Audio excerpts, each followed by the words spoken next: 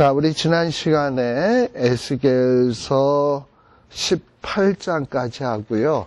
오늘 19장 할 차례입니다.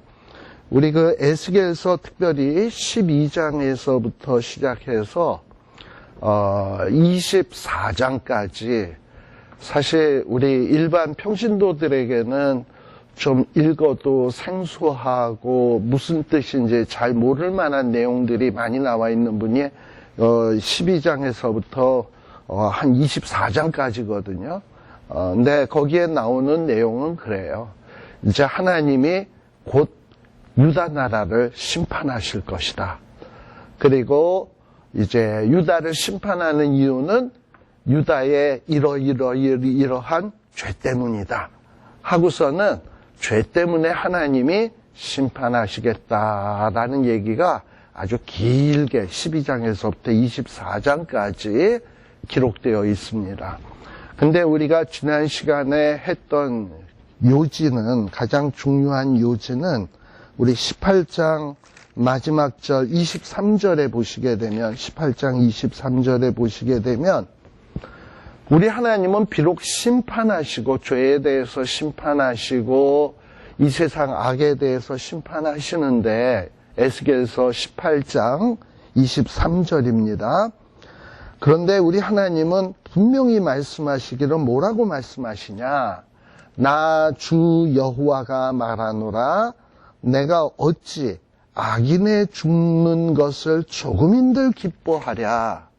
그가 돌이켜 그 길에서 떠나서 사는 것을 어찌 기뻐하지 아니하겠느냐라고 말씀하고 있어요. 그러니까 우리 하나님은 죄에 대해서 분명히 심판은 하시지만, 그렇다고 막 악인을 막 심판하고 죽이고 멸절시키는 것을 하나님이 기뻐하시는 하나님이냐? 절대 아니에요. 우리 하나님은 심지어 악인도 살기를 바라셔. 그래서 악인도 회개하고 돌이키기를 바라신다, 이 말입니다. 그래서 에스겔이 이렇게 12장에서부터 24장까지 이스라엘 나라, 유다 나라의 죄와 심판에 대해서 이렇게 길게 이야기하는 것은, 봐라, 니들이 그렇게 못되게 놀더니 이제 하나님이 심판하신다, 이러고서는 그거 고소하다, 이런 뜻으로 얘기하는 게 아니에요. 에스겔도 하나님의 마음과 똑같이 하나님이 죄는 어쩔 수 없이 심판해야 되겠지만, 악에 대해서 심판해야 되겠지만, 그래도 사탄에게 미혹되어 가지고 죄를 짓고 악에 빠진 사람들이 살기를 바라서 너희들이 이제라도 회개하면 살 수 있다. 이 무서운 심판을 앞두고 너희들이 이 심판을 받아서야 되겠냐? 그러니 이제라도 회개하면 살 수 있다. 그래서 그 길에서 떠나서 사는 것을 하나님이 기뻐하신다라는 거예요. 또 우리 하나님은 뭐라고 얘기하냐? 우리가 32절, 18장 32절에서도 31절부터 봅시다. 너희는 범한 모든 죄악을, 거기 뭐 이제라도라는 말은 없습니다만, 이제라도 죄악이 있으면 그것을 버리고 마음과 영을 새롭게 해서 정말 구원받았으면 좋겠다. 이스라엘 족속아, 너희가 어찌하여 이제 이렇게 임박한 심판을 앞두고 죽고자 하느냐? 나 주 여호와가 말하노라, 죽는 자의 죽는 것은 내가 기뻐하지 아니하노니 너희는 스스로 돌이키고 살지니라. 그래서 하나님께서는 하나님의 백성들이 살기를 원하십니다. 근데 사는 유일한 방법이 있다면 그것은 뭐냐면 회개예요. 회개하면 산다. 그래서 어떻게 보면 주님이 전한 복음의 메시지의 핵심도 어떻게 보면 회개라고 할 수 있어요. 우리 세례 요한이 우리 주님의 공생애를 준비한 자인데, 그가 제일 먼저 외쳤던 말씀이 회개하라, 천국이 가까웠다라고 얘기했고요. 우리 예수님도 공생애 시작하시면서 첫 일성이 뭐였냐면 회개하라, 천국이 가까웠다라는 거예요. 그래서 악인이, 죄인이 살 수 있는 길이 있다면 바로 회개다라는 얘기입니다. 자, 그리고 이제 요 19장에 이제 들어서게 되면 지금 요 뒷부분에서는 지금 에스겔이 비유로서 18장에서는 신포도, 아버지가 신포도를 먹었으면 자식의 입맛도 시냐? 그렇지 않다. 뭐 그런 얘기를 한 게 18장의 얘기였고, 19장에는 비유가 나오는데 암사자의 비유가 나와요. 암사자의 비유, 포도나무의 비유가 나옵니다. 우리가 그냥 아무런 역사적 배경 모르고 요 19장을 읽으면 뭐 이게 도대체 무슨 뜻이야? 뭐 모르는 말은 없는데 이게 무슨 뜻인가 하고 도무지 이해가 되질 않습니다. 자, 근데 요 19장에 보시게 되면 하나님께서는 에스겔에게 무슨 얘기를 하느냐?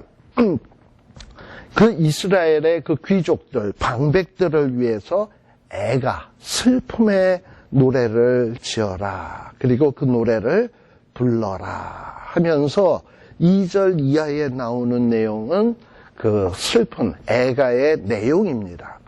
근데 이 애가의 내용에서 담고 있는 것은 유다 나라가 왜 멸망할 수밖에 없었는가?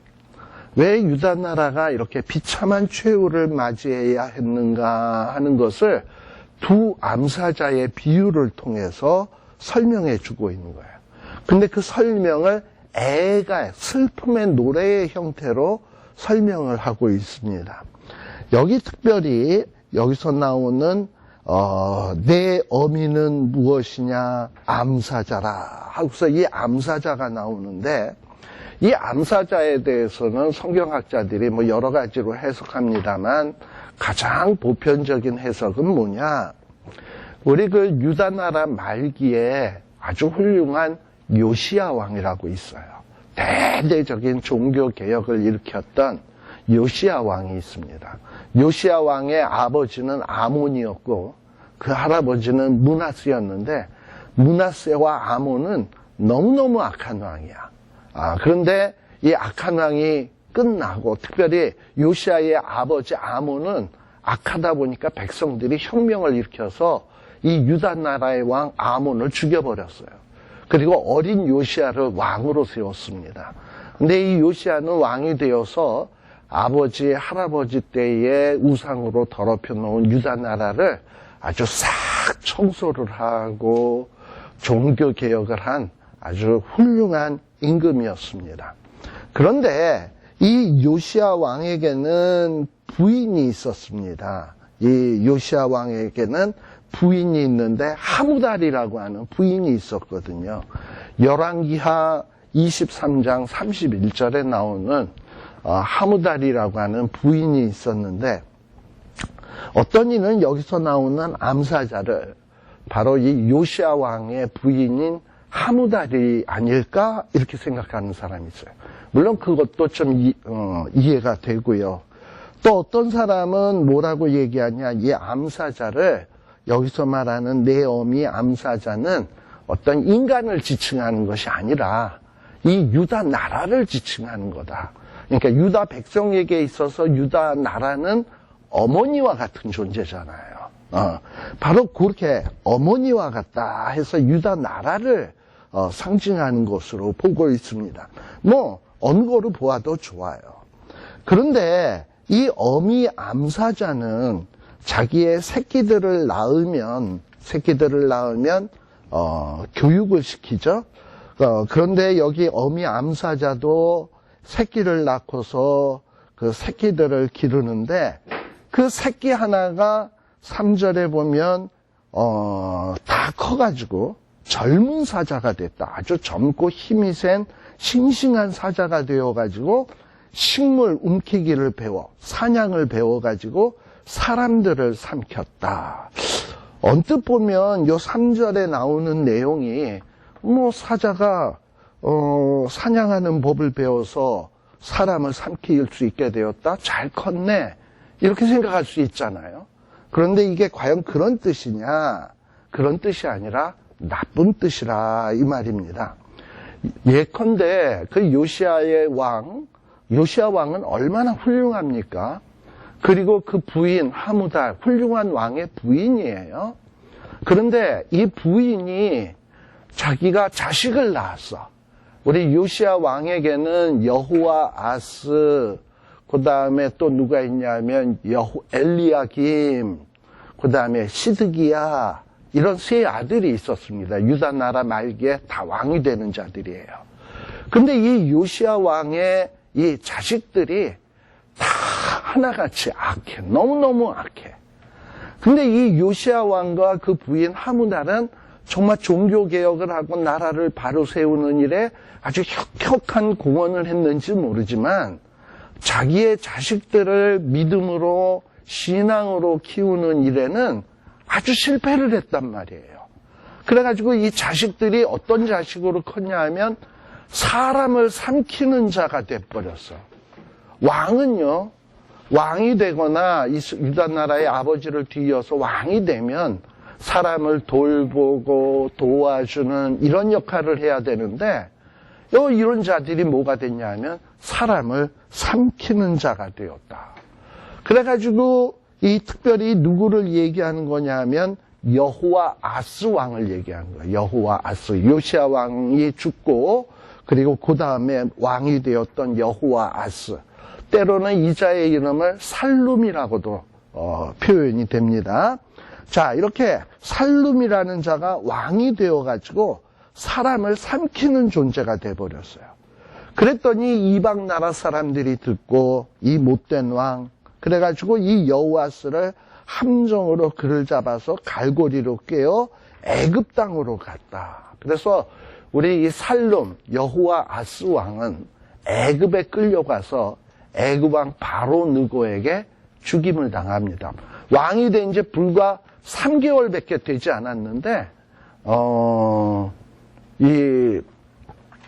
3개월밖에 되지 않았는데, 그만 아주 죽임으로 끝나는 비참한 왕이 돼요. 자, 그 다음에는 또 5절에 보면 또 암사자가 기다리다가 소망이 끊어진 줄 알고 또 새끼 하나를 또 취해서 젊은 사자가 되게 했다. 여기서 나오는 암사자는 두 번째 암사자예요. 근데 이 두 번째 암사자는 누구냐? 이 여호야김, 이제 아까 애굽에 여호와스는 애굽에 끌려가고요. 그리고 여호와스 대신에 누가 왕이 되느냐 하면 여호야김이 왕이 되는데 이 여호야김과 애굽에 끌려간 여호와스는 형제지간입니다. 여호야김이 형이에요. 형이 더 늦게 왕이 됩니다. 근데 이 여호야김이 왕이 돼가지고 이 느후스다라고 하는 부인 사이에 애를 하나 낳게 됩니다. 그 아이가 누구냐 하면 여호야긴입니다. 그런데 이 여호야긴, 열왕기하 24장 9절에 보게 되면 이 여호야긴도 똑같이 왕이 돼서 하나님 앞에서 올바르게 생활하지 않다가 결국에는 바벨론의 포로로 끌려가게 됩니다. 바로 그 얘기를 하는 게 5절과 6절이에요.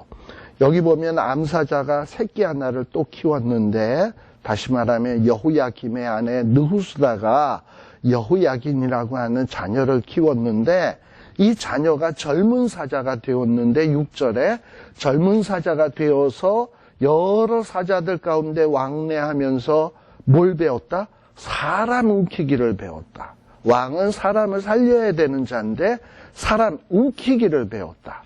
못된 왕이 되었다는 얘기죠. 그래서 이 하나님께서 그의 궁시를 헐고 성읍들을 회파하고 그 사자의 우는 소리로 인하여 땅과 그 가득한 것이 황무하게 했다. 그래서 이방에 있는 사람들이 그를 치러 와서 똑같이 아까 그물을 치고 함정에 잡아가지고 여호야긴을 어떻게 했냐? 갈고리로 꿰서 이 철롱에 넣어서 바벨론 왕에게 끌고 가서 바벨론 왕의 옥에 가두어서 그 소리로 다시는 이스라엘 산에 들리지 않게 했다. 여러분들 그래서 열왕기 제일 마지막에 보면 여호야긴 왕이 바벨론 포로로 끌려갔다가 오랫동안 옥살이 하다가 마지막 장에 보면 잠시 석방이 되어서 왕의 식탁에서 밥을 먹게 되는 얘기로 열왕기하가 끝나는 것을 아마 보게 될 거예요. 바로 그 얘기를 지금 하고 있는 겁니다. 자, 근데 여기에서 이제 중요한 내용은 뭐냐? 왜 이렇게 여호와하스, 그 다음에 여호야킨, 이런 자들이 이렇게 하나는 애굽에 끌려가 죽고 하나는 바벨론에 끌려가서 감옥살이하고 이런 일을 당하게 되었는가? 하나님께서는 유다 말기에 뭔가 마지막 기회를 주었어요. 요시야 왕이라고 하는 왕을 통해서 종교 개혁을 하고 다시 한번 나라를 새롭게 할 수 있는 기회를 주었습니다. 그런데 이 종교 개혁이라는 게 어디서 끝나고 말았냐 면 요시야 왕 당대에서 끝나고 말았단 말이지. 이 요시야 왕과 하무달, 부인 하무달은 자기네 당대의 종교 개혁은 할 줄 알았지만 그 자녀들에게 신앙을 물려주고 또 그 신앙이 또 이어져 내려가고 이런 것을 생각하면서 자녀들을 말씀으로 잘 양육을 해야 했는데 본인들은 신앙생활 잘했는지 모르지만 그러나 이 자녀들을 믿음으로 양육하는 일에 그만 실패하다 보니까 결국은 자녀들을 키운 게 어떻게 되었냐? 힘세고 싱싱한 사자처럼은 키웠는데 이것들이 사람을 삼키는 자들이 되어버렸단 말이지. 사람을 살리고 하나님의 말씀을 통해서 나라를 잘 통치해서 좋은 나라를 만드는 이런 왕들로 키웠으면 참 좋은데 본인들은 신앙생활 잘했는지 모르지만 이 자녀들을 그렇게 키우다 보니까 결국은 이 유다 나라가 마지막에 종말을 구하게 된다라는 내용을 하게 되는 거예요. 그러니 지금 에스겔이 지금 이것을 무슨 노래를 하고 있다? 애가. 그러니까 이스라엘 나라를 보니까 너무 안타까운 거야.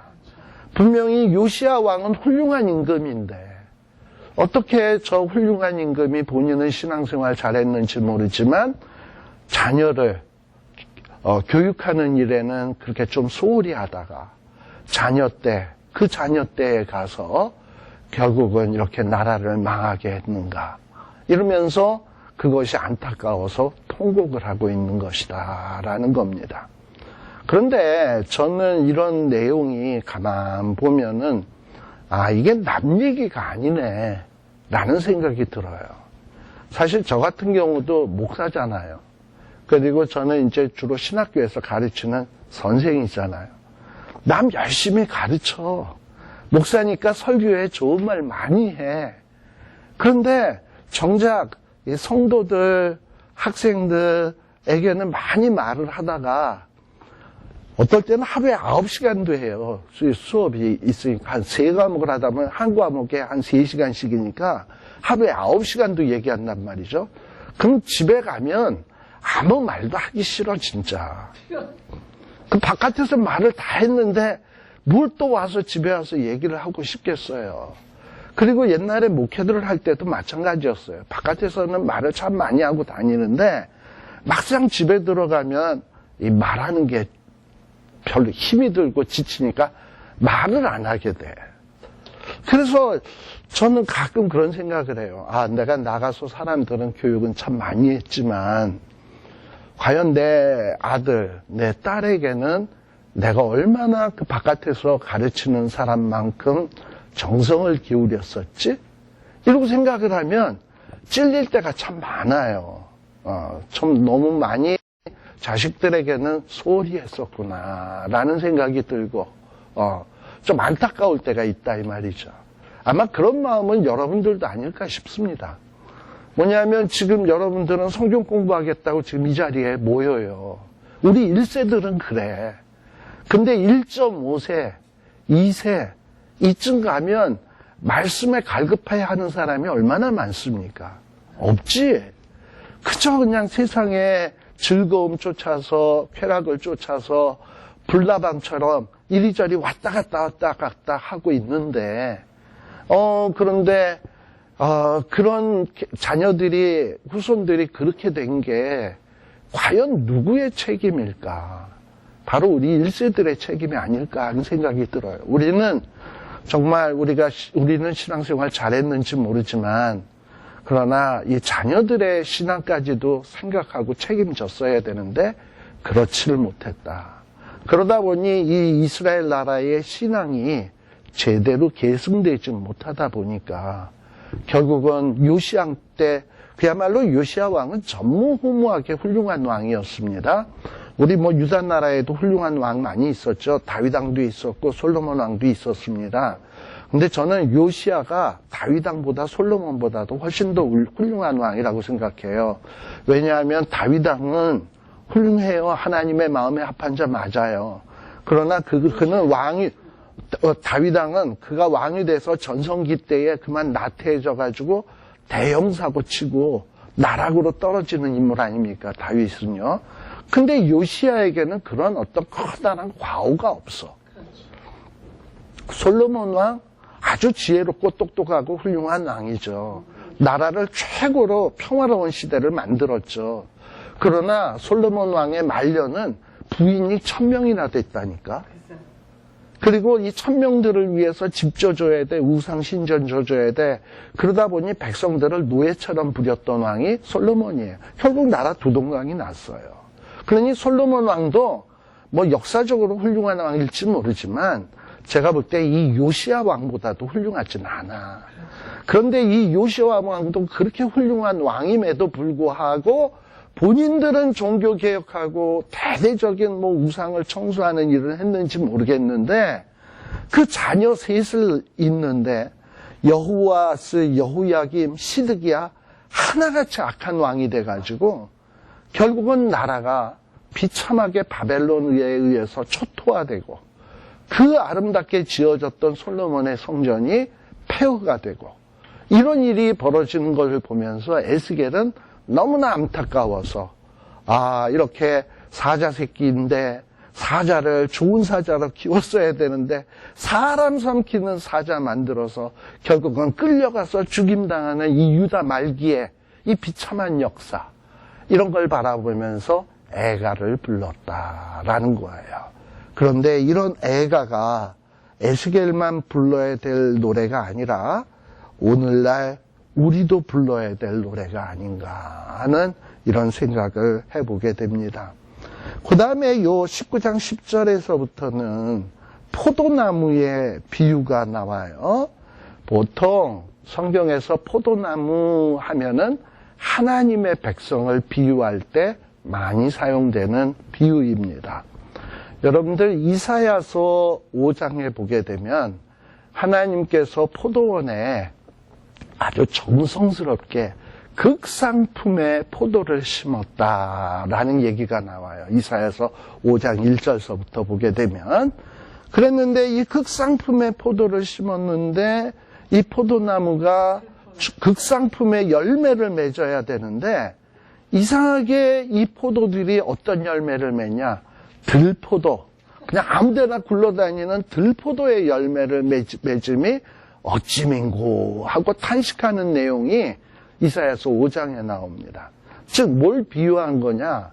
하나님은 이스라엘 백성들을 포도나무로서 가나안 땅이라고 하는 젖과 꿀이 흐르는 땅에 이스라엘 백성들을 거기다 심은 거예요.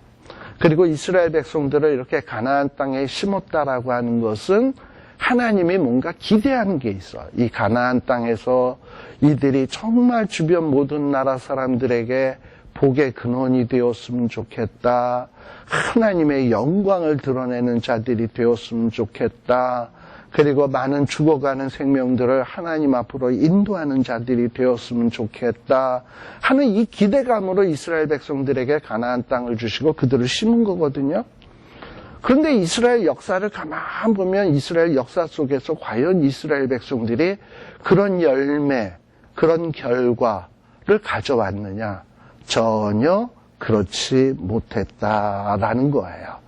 근데 바로 지금 요 10절, 에스겔서 19장 10절에서도 이제 유다의 멸망을 앞두고 지금 에스겔은 똑같이 이 포도나무의 포도나무의 비유해서 지금 이스라엘을 지금 이야기하고 있는 겁니다. 내 피의 어미라고 얘기해요. 내 피의 어미는 너희들의 그 혈통의 어미, 즉 이스라엘 나라, 유다 나라는 마치 뭐 같다? 물가에 심긴 포도나무 같아서 물이 많음으로 실과가 많고 가지가 무성하며 그 가지들은 견강하여 권세 잡은 자의 홀이 될 만한데 라는 얘기예요. 이게 무슨 얘기냐? 하나님께서 이스라엘 나라를, 혈통적 이스라엘 나라를 이 가나안 땅이라고 하는 물가, 아주 비옥한 곳에다가 이들을 심었어요.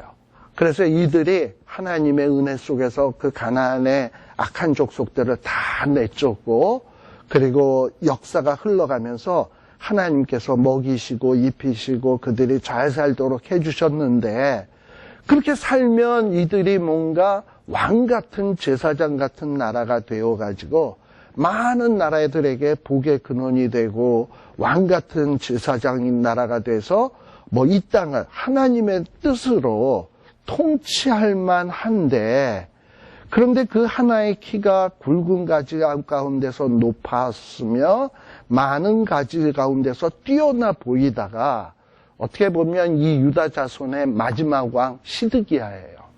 이 시드기야 왕이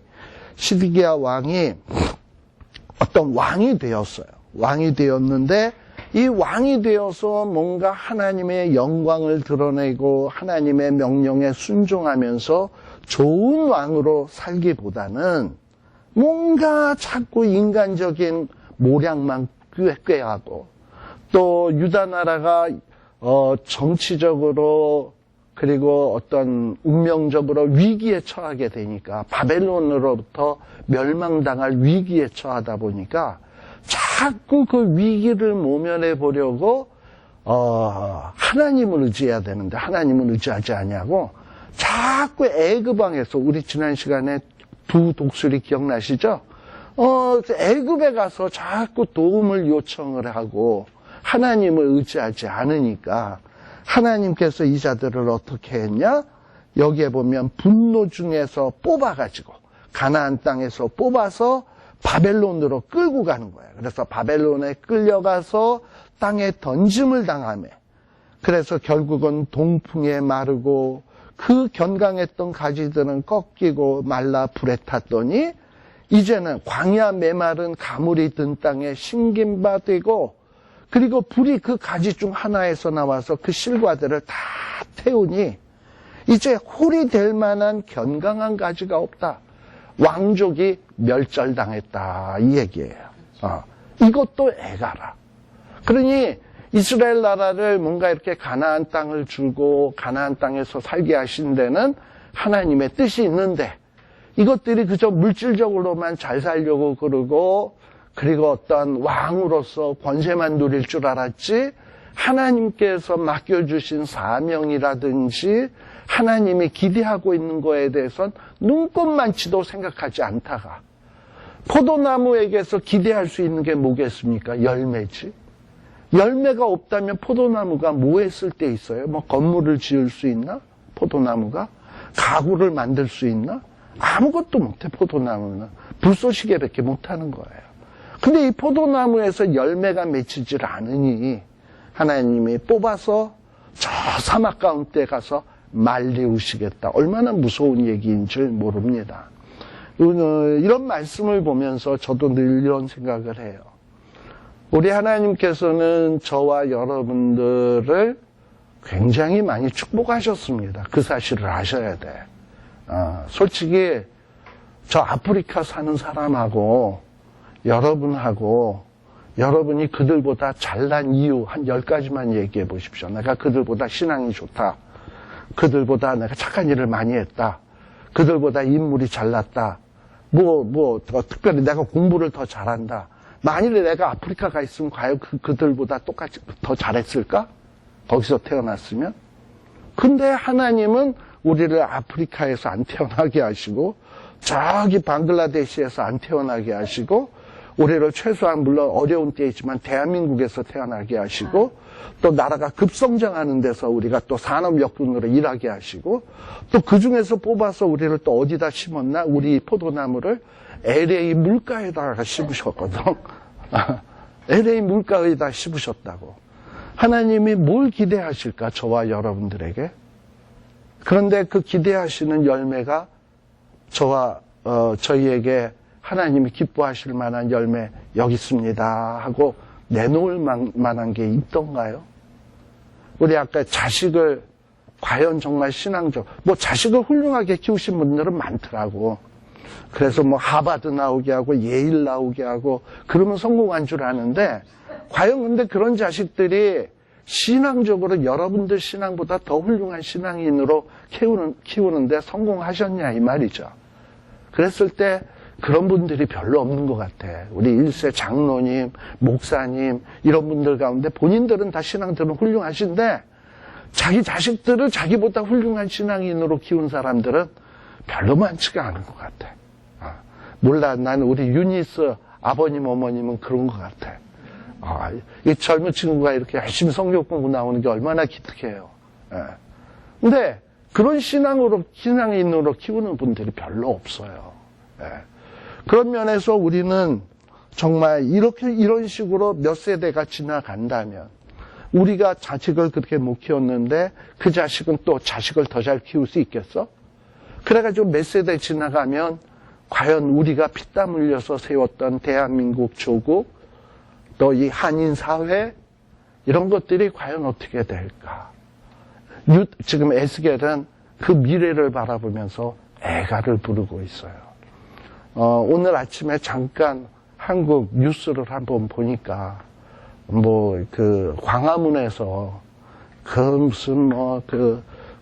이 민노총, 또 젊은 대학생 애들, 이런 애들이 영정사진 이렇게 해놓은 거 있잖아요. 이렇게 해서 검은 테이프 둘러놓은 거.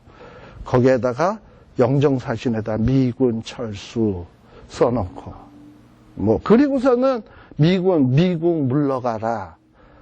이러고서는 그거를 들고 한 1000여 명이 광화문 한복판에서 이러고서 행진을 하고 난리 버거지를 치는 모습을 보면서 참 마음이 아팠어요.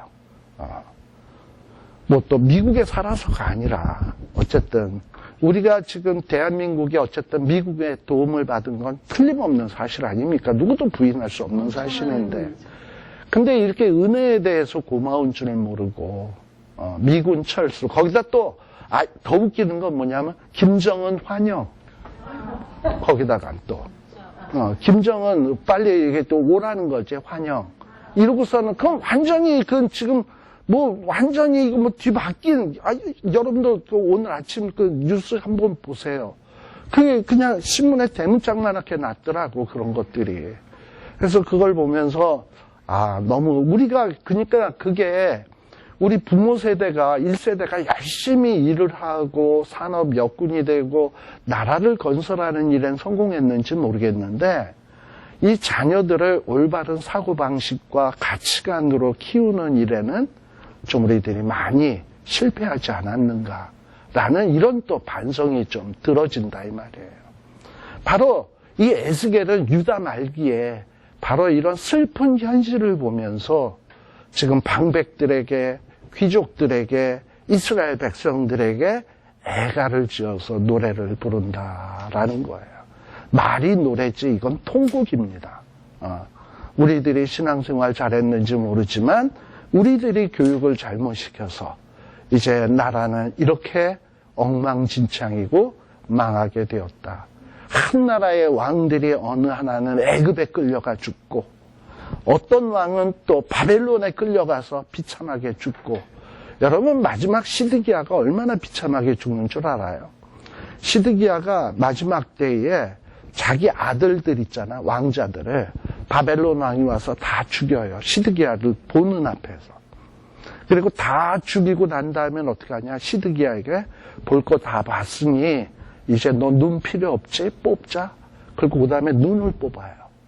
그리고 그 다음에는 갈고리를 꿰서 유다 예루살렘에서부터 저 바벨론까지, 지금 이라크 땅입니다, 그까지 끌고 가요. 질질질질. 그게 한 나라의 마지막 왕의 모습이었습니다. 유다 나라가 이렇게 비참한 최후를 맞이했는데요, 뭐 우리 대한민국이라고 그렇지 않으리란 법이 있나? 제가 볼 때는 하나님이 대한민국을 사랑하실까, 이스라엘 백성을 사랑하실까, 혈통적으로 이렇게 얘기할 때, 물론 그렇게 얘기할 수, 하나님은 이스라엘 쪽에 더 많이 마음이 가지 않을까 싶어. 왜냐? 그동안 이스라엘 백성하고만 관계 맺었지, 뭐, 이스라엘, 우리 지금 대한민국하고 관계 맺은 건 불과 100년, 200년 밖에 더 돼? 그렇잖아요. 그러니까 뭐 이 나라에게 뭐 기대하는 걸 우리가 뭔가 하나님의 기대를 이루지 못한다면 우리도 어떻게 될지 모르는 거지. 그래서 우리가 이제라도 이런 생각을 하면서 우리의 자녀들 또 우리 대한민국의 미래 이런 부분에 대해서 여러분들이 기도하셔야 합니다. 그리고 정말 하나님 앞에서 심각하게 생각해야 합니다. 자, 요까지가 이제 비유에 대한 내용이었습니다. 근데 이제 20장에 들어서게 되면 뭐냐? 이제 날짜로 시작하죠. 제7년 5월 10일에 이스라엘 장로 두어 사람이 여호와께 물으러 왔다. 여기 에스겔서에서 요 날짜가 나오는 것은 에스겔이 바벨론 포로로 2차 포로 때 잡혀간 그 기점으로부터 계수되는 시점이에요. 그래서 에스겔이 바벨론 포로로 잡혀갔을 때가 언제냐 하면 BC 597년입니다. 그런데 여기 벌써 597년인데 7년이 되었다는 얘기죠? 그러니까 이제 지금은 언제쯤 되느냐? 한 591년 혹은 590년 이쯤 되는 때야. 그러면 이 남유다가 언제 망하냐? 4년 뒤 BC 586년에 남유다가 망해요. 그래서 이 20장 1절에 나오는 내용은 이렇게 이해하시면 돼. 남유다가 망하기 4년 전에 이 유다의 장로들이 유다의 그 이스라엘의 장로 두어 사람이 이제 이들은 4년 뒤에 망한다는 건 전혀 생각도 못하고 있는 거예요, 장로들은. 그런데 돌아가는 국제 정세가 심각한 건 좀 느끼고 있어. 근데 이게 4년 뒤에 망할지 10년 뒤에 망할지 1년 뒤에 망할지는 전혀 예측은 못하고 있는 거예요. 근데 뭔가 이렇게 풍전등화 같은 나라의 형편을 보면서 야, 이 나라가 앞으로 어떻게 될까 궁금한 거야. 그런데 에스겔이 여호와의 선지자니까 선지자에게 물어보면 하나님께서 가르쳐주지 않을까? 이런 기대감에 이제 이스라엘의 미래가 어떻게 될 것인가 하는 것을 물으러 왔습니다. 그런데 지금 하나님께서는 에스겔을 통해서 아주 단호하게 말씀하시네요. 2절, 3절에 보게 되면 여호와의 말씀에 에스겔에게 임해가지고 말하기를 뭐라 그러냐? 야, 인자야. 여기서 인자야는 누구냐면 에스겔입니다. 에스겔의 일종의 따르게 불려주는 호칭이 인자로 불려졌어요. 이스라엘 장로들이 너한테 뭔가 물으러 온 것 같은데 그 장로들에게 이르기를 뭐라 그러냐? 너희들 뭐 나한테 뭐 물으러고 왔느냐? 그런데 너희들에게 내 삶을 두고 맹세하는데 너희들이 나한테 질문하는 것을 내가 용납하지 않겠다 하고서는 이들이 물어보는 질문에 대해서 하나님이 답을 하지 않겠다라는 거예요. 왜 우리 하나님께서는 이렇게 지금 온 장로들을 이렇게 단호하게 거절하고 있는 것일까? 이들의 어떤 질문에 왜 답을 하지 않겠다고 하는 것인가 하는 것을 우리들이 조금 생각해 볼 필요가 있습니다. 우리 시편 66편 18절에 한번 보세요.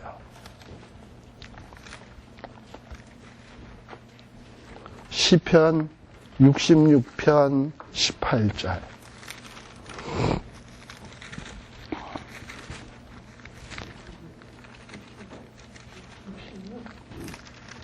시편 66편 18절에 보시게 되면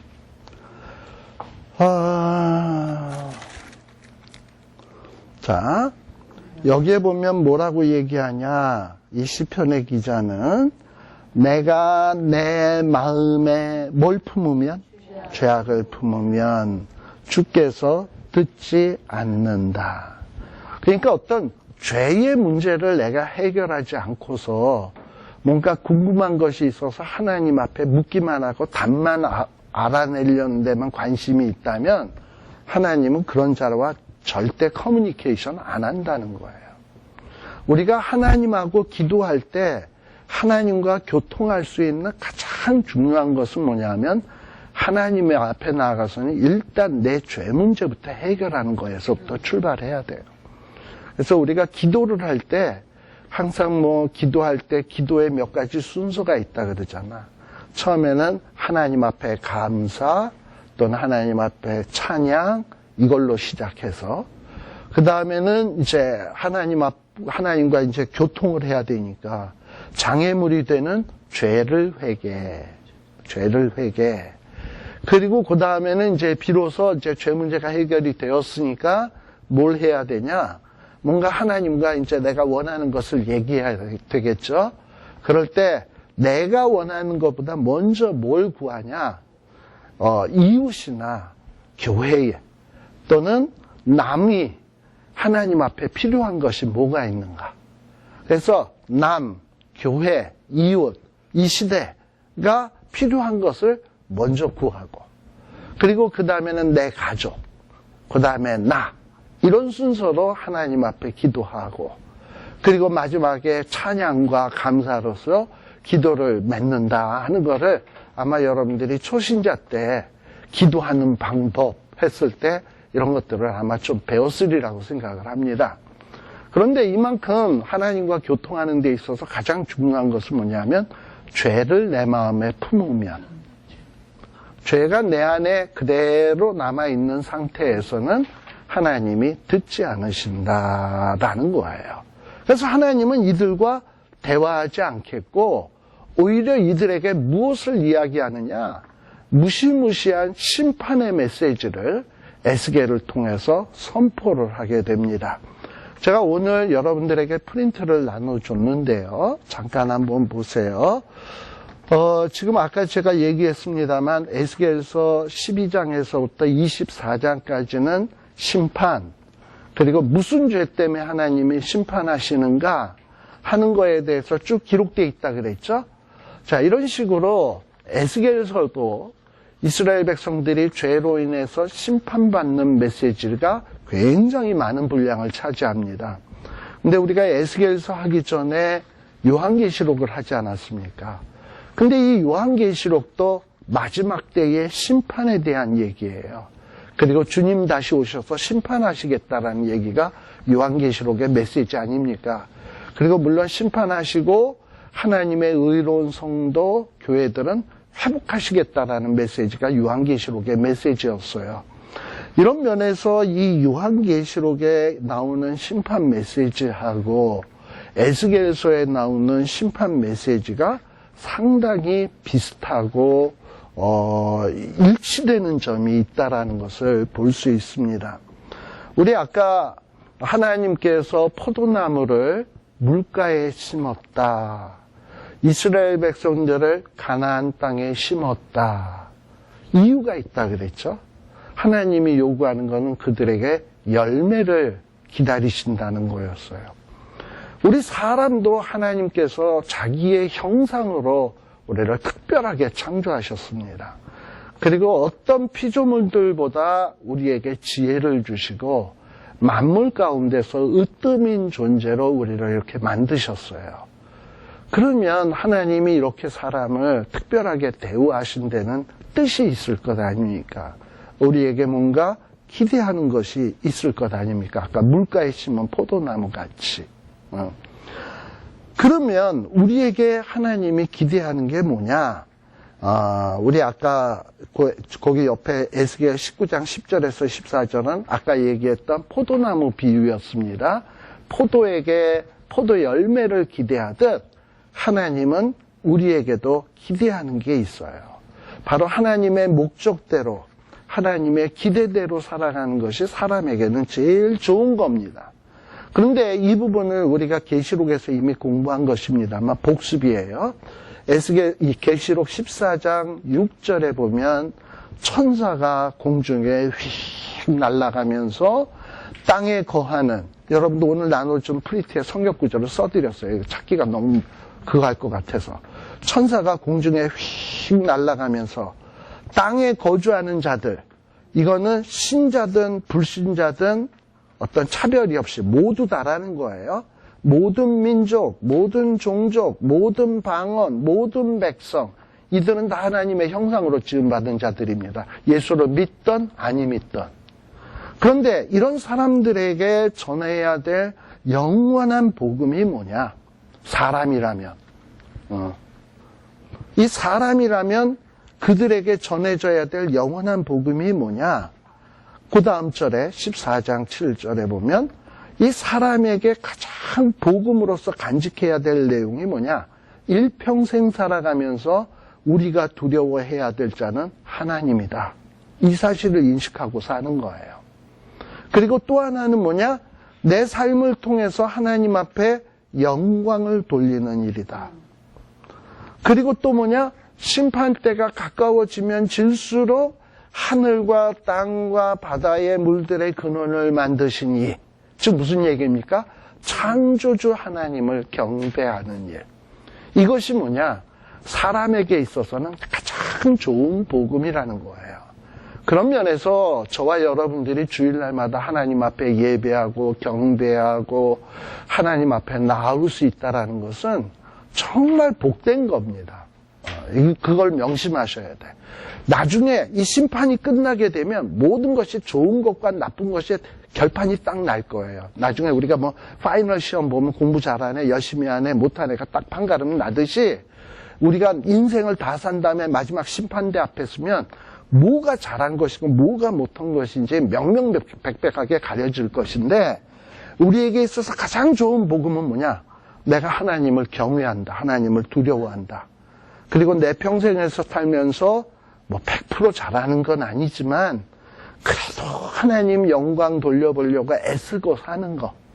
어떨 땐 영광을 가려울 때도 있지. 이것처럼 좋은 복음이 없다는 거예요. 그리고 창조주 하나님에게 예배하고 경배하면서 사는 거. 이게 가장 복된 일이다라는 거예요. 자, 그런데 과연 그럼 이렇게 하나님 앞에 영광을 돌리고 정말 하나님의 창조의 목적대로 사는 자들은 어떻게 사는가? 요한계시록에서는 뭐라고 이야기하냐면 바로 그런 자들이 14만 4천이래요. 여기서 뭐 숫자적으로 14만 4천이라고 얘기하지 않는다는 거 다 알고 계시죠? 예. 그래서 이 14만 4천인데 이들의 이마에는 뭐가 있냐? 어린 양의 이름, 아버지의 이름이 써져 있다. 제가 텍사스에 가보니까 들판에 소가 얼마나 많은지. 근데 소 히프짝에 보면요, 이 도장들이 빡빡 찍혀 있어. 그러니까 이건 철수네, 요거는 김씨네. 이러고선 그 주인의 도장이 찍혀 있는 거예요, 소마다. 그래서 이 소가 그렇게 많은데 이건 누구 거, 이건 누구 거가 명확하게 판가름되게 돼 있어요. 우리의 이마박에 뭐가 써져 있다? 어린 양의 이름, 그리고 아버지의 이름을 썼다. 그러니까 우리는 누구의 것이냐? 어린 양 예수의 것, 아버지 하나님의 것이라는 얘기예요. 그런데 이런 이 14만 4천에 속한 사람은, 그런데 이런 자들은 어떤 자들이냐? 14장 4절에 보게 되면 이런 14만 4천에 들어가고 하나님의 것으로 인침을 빡 받은 자들은 여자와 더불어 더럽히지 아니하고, 이 여자가 누구냐? 우리 요한계시록의 마지막 부분에 보면 음녀 나왔죠? 그래서 이 음녀가 뭐라 그랬어요? 이 세상의 악의 시스템이라고 얘기하지 않았습니까? 제가 이런 세상의 악한 가치관, 그리고 악한 삶의 방식, 이런 걸 얘기하는 거예요. 여기에 더럽힘을 받지 아니하고 어떻게 산 자? 순결하게 산 자. 그러니까 우리 성경에서 얘기하면 너희는 이 세대를 본받지 말고 오직 변화를 받아 아버지의 온전하시고 기뻐하신 뜻이 무엇인지 분별하고 그 뜻대로 사는 자가 순결한 자야. 그리고 이렇게 순결한 자고 이 14만 4천 안에 드는 자들은 또 하나님의 것으로 인침을 받은 자들은요. 그리고 이런 자들은 어떤 자들이다? 어린 양이 어디로 인도하든지, 즉 어린 양은 우리 예수 그리스도 아니겠습니까? 예수 그리스도가 우리의 목자장 되셔서 우리를 인도할 거예요. 때로는 푸른 초장 쉴 만한 물가로 인도합니다. 그러나 어떤 때는 사망의 음침한 골짜기로도 인도할 때가 있어요. 그러나 우리 주님이 우리를 사망의 음침한 골짜기로 인도한다면 그건 나름 뜻이 있는 거죠. 이유가 있기 때문에 끌고 가는 거야, 글로. 그렇다면 우리는 그냥 따라가는 거야. 아, 사망의 음침한 골짜기로 저 힘든 길이지만 우리 목자이신 예수님이 나를 이리로 데리고 오는 데는 이유가 있을 거야. 하고서는 그냥 예수님을 철떡같이 믿고 가는 거야. 그러면 바로 이런 자들이 뭐냐? 하나님을 경외하는 자고 하나님께 영광을 돌리는 자고 하나님의 소유된 자고 이런 자들이 하나님이 이 땅 위에서 창조하신 목적대로 사는 자예요. 이런 자들은 하나님 앞에 어떤 자로 일컬음 받느냐? 처음 익은 열매 같은 존재로 대우받는다는 거예요. 우리가 농사를 져보면 어떤 과일나무에 첫 번째로 과일의 열매가 탁 맺혀지게 되면 얼마나 반갑고 그것이 귀하게 보여집니까? 그것처럼 우리가 이런 신앙생활을 하면 하나님 앞에 어떤 취급을 받느냐? 가장 처음 익은 열매로서 인정을 받는다라는 거예요. 그리고 이렇게 하나님을 경외하는 자들에겐 당연히 뭐가 없겠지? 입에 거짓말이 없고 흠이 없는 자들이 되는 거예요. 근데 뭐 흠이 아주 없겠어. 그러나 회개하면 하나님이 그 흠이 있어도 의로 여겨주신단 말이에요. 흠이 없는 자로 여겨주신단 말이죠. 네. 그런데 이런 자들이 하나님의 속한 자요, 하나님의 창조의 목적대로 사는 자들인데 하나님을 경외치 않고 하나님의 법도를 어기고 이러고 사는 자들은 어떻게 된다? 마침내 심판을 받을 수밖에 없다. 그래서 우리가 요한계시록에서는 어떤 이야기가 나오냐? 이런 마지막 최후의 심판을 앞두고 하나님께서 이렇게 하나님의 영원한 복음을 따르지 않는 사람들에게 회개하라고 7시리즈의 심판을 주신다 그랬죠? 7시리즈의 심판이 뭐였습니까? 첫 번째는 7인, 그 다음에 7 나팔들, 그 다음에 7 대접들이 쏟아지게 되는데 이때마다 무시무시한 재앙들이 일어나죠.